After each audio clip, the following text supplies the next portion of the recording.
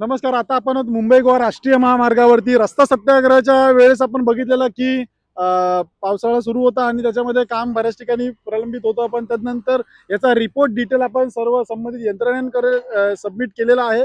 आणि याच्यावरती आता मला खरंच म्हणजे बघून आनंद वाटतंय की आता युद्ध पातळीवरती काम सुरू आहे. नागोठण्याचे ब्रिज आले, क्वालिटीचे ब्रिज आले, त्याच्यावरती मॅनपॉवर डिप्लॉय केलेले. आता यांच्या जे सुपरविजनला जे इंजिनियर आहेत त्यांच्यासोबत देखील बोलतोय आणि या एवढ्या मशनी आणि लोक काम करतात ते बघून चांगलं वाटतंय. फक्त एवढीच विनंती असणार की चांगल्या दर्जाचं काम होऊ दे आणि लवकरात लवकर ज्या पद्धतीने करतात त्यांच्यासोबत आपण चर्चा करूयात.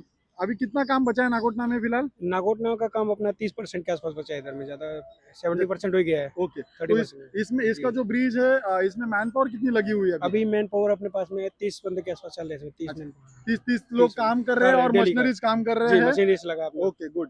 और ये बोल रहा हूँ कि फिर ये कब तक रेडी हो जाएगा? ये अपना अप्रैल तक ट्रैफिक रनिंग हो जाएगा इस पे चलो अपना। ठीक है। तो बस अप्रैल तक उन्होंने बताया कि ट्रैफिक रनिंग हो जाएगा। कड़ी धूप है और उसमें काम सब चल रहा है, मशीनरीज भी है, लोग भी है। आता फक्त विषय एवढाच होतोय की हा रस्ता सत्याग्रहामध्ये केलेला अहवाल असेल किंवा आपण जेव्हा हायलाईट करतो मुद्दे यांचा पाठपुरावा घेणं गरजेचं आहे.